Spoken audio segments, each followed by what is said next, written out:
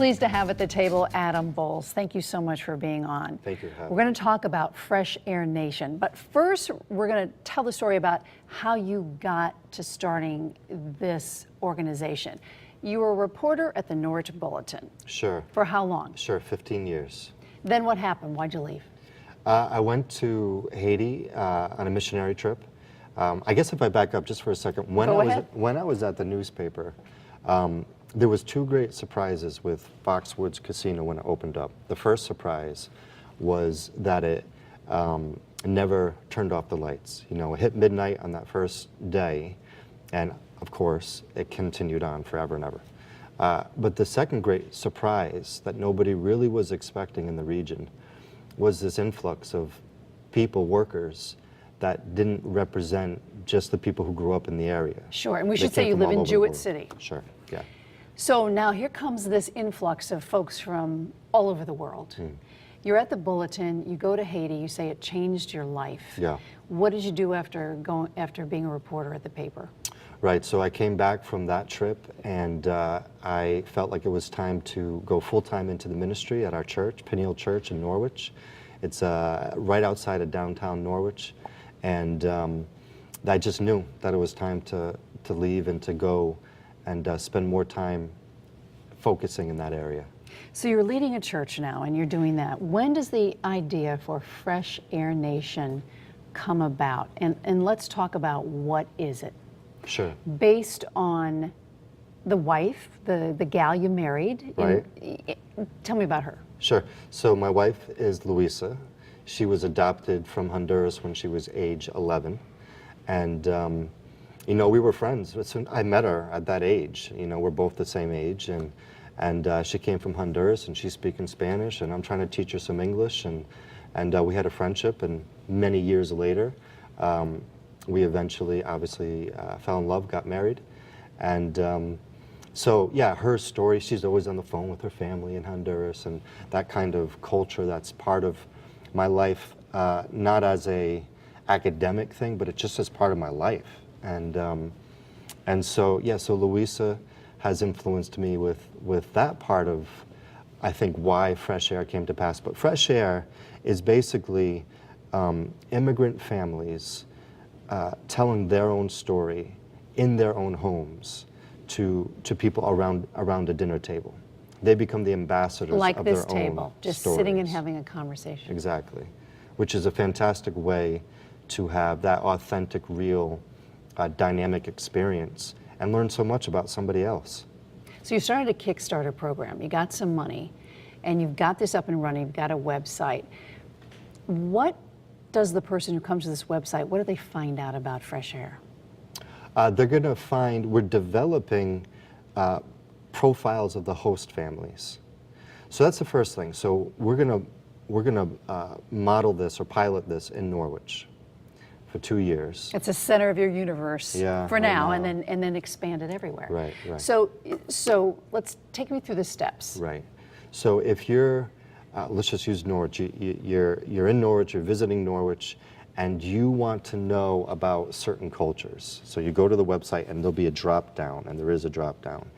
And it'll say, okay, here's Haiti. So you want to know a little bit more about the Haitian culture.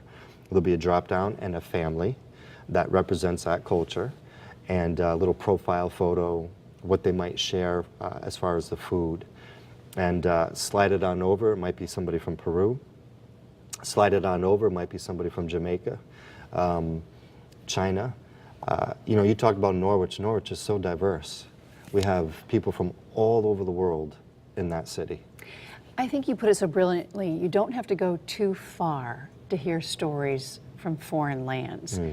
Sitting at a dinner table and sharing culture and sharing their foods and learning about these people. Just, you know, you could be 5 miles away from your own home. Right. Have you started to do this? So we had, first of all, yeah, you know, it's the old new way, or the new old way, is how I describe it. It's how it was first done. You know, when immigrants came into a community and they were welcomed, they didn't need the internet to figure it all out, but they sat down across from each other, and neighbors would welcome each other that way.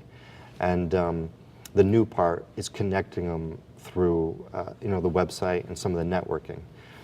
We piloted it with I should say we sampled with one family from Haiti, and it was a fantastic experience. The mayor of Norwich attended.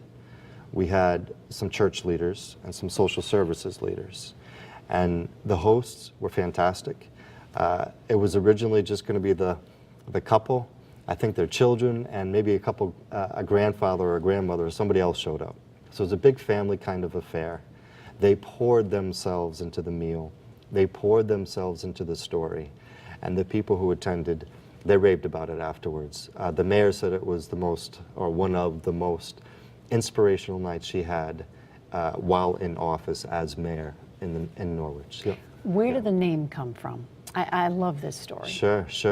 My great-great-great-grandfather, Alfred Wolf, was a significant contributor to the development of air conditioning. It's not my career track, but that was his. And he was a first-generation German Jew working in New York. And he worked on the home of Andrew Carnegie. And I just started thinking about how here he is, the physical representation of working on the air conditioning and stuff like that. We're so glad he did. Right, exactly. And that's kind of going on in my mind, but the idea that an immigrant family is like a breath of fresh air into our communities. They bring in enterprise, they bring in their story, their family, their courage, and it really is a blessing to the community. So just like, how he brought that fresh air into people's homes, some of the famous landmark buildings in New York, really he was one man also just bringing his own life passion and experience into a new community. I'm always fascinated by that story. It never gets old for me, no matter how many times I hear this story. If I want to go have dinner with somebody from another country in the state of Connecticut, and you're piloting this in Norwich, there's a cost, $25, is that the cost, and where does the money go? Right, so 75% of the money, or the proceeds, goes right back to the family to help offset, some of the grocery costs Sure. and some of their time. And 25% of it goes back into the program to try to develop it further. We are going to take the 2 years to very carefully kind of round the edges a little bit and make sure that we have it comfortable for all parties. Mm-hmm. For example, some of the hosts might be interested in just connecting with the college scene, or with the church scene, or with civic leaders. Some hosts, I talked to one today from South Africa, living in Norwich. He just wants to meet people in the community, and he has an awesome story to tell. So we're kind of rounding the edges to see. Can you share his story with us? So he's a pastor as well. Uh-huh. And was he also a reporter as well? No, we don't have that same connection. But he knew I was working on this, and it dawned on him well into me working on it that, hey, maybe I have a story. You're basically describing me and my wife. We felt like, of all the places, you think of a missionary and missionaries going to like maybe the far reaches of the Sure. world or whatever. And but he felt called to come to New England, and so anyway, he just started realizing that actually he has a story to share about just his culture, about where he came from, about why he's here, the journey, And when I was at the Bulletin, it was person after person who I would meet from Norwich, knocking on doors. This wasn't like call the mayor's office and go to city council. Yeah, you were a beat reporter. Right. Well, yeah. You're meeting people literally on the streets there, walking up and down. And, some of them, they were the most emotional stories, other than the obvious, if I can put it that way, the obvious tragedy or whatever. The most emotional stories where they're pouring their hearts out in tears about why it means so much for them to be here, or, the journey it took to get from point A to point B. How their hearts are breaking because they still miss home, which I can relate to because of how Louisa is even after all these years. And after story number 3 and story number 4 and then bringing on up to dozens and dozens and dozens, I realized they weren't getting old to me.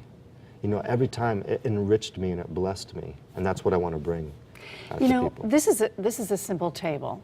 We've had hundreds of people around this table just telling stories. Exactly. No cell phones on, just having a conversation, and the things that you learn is amazing. Do you think you're going to add to the art of conversation again without a cell phone? Right? Exactly. And it's so important. I mean, it's what you do, and in this program, Around a Table, you know, there's a telephone interview, but you can't get that kind of feeling unless you're face to face. You know, and I do this in my life personally without it being a Fresh Air Nation program, if you know what I mean. I already know what it's like. I have a friend once a month, somebody from, we all get around the table, somebody from Guyana, St. Croix, Honduras, you know, and myself. And we get together, we're not thinking culture at the top of our heads, but it comes up, and their stories come up, and where they came from comes up, and, you know, and we just have fun and we laugh, but by the end of the night, you know, I couldn't trade that in for any other experience on a regular basis. I mean, as far as the value of what you get face to face from Well, somebody. the art of conversation, I think, is everything. Just as a journalist for decades, you learn so much if you are listening. Yeah. So let's fast forward with Fresh Air Nation.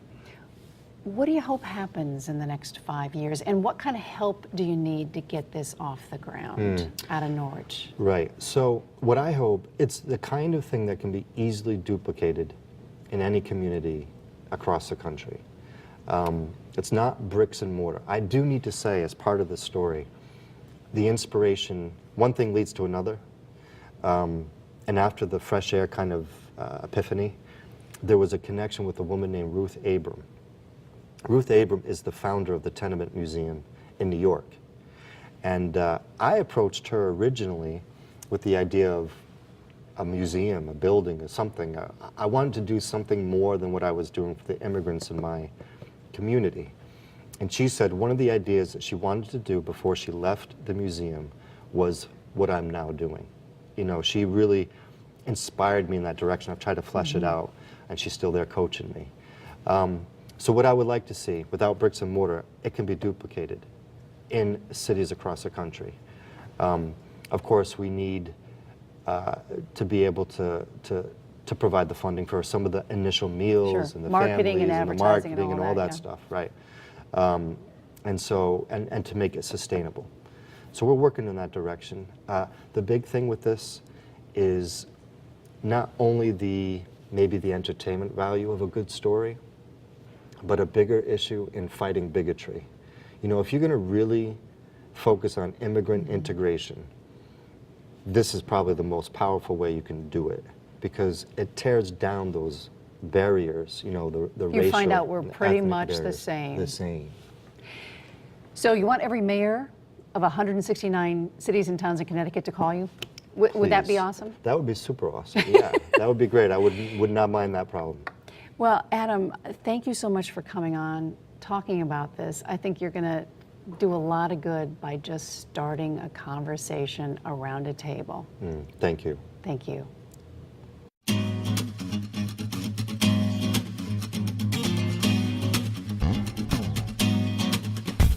Made a trivial pursuit, spend one this in. Who is this girl? Spend all night kissing, and if one was right here, then who else is missing? Got a little sidetracked to find myself wishing to find the keys to the door, but it's also a metaphor. Need to keep locked in the grocery store of the mind, just to save time.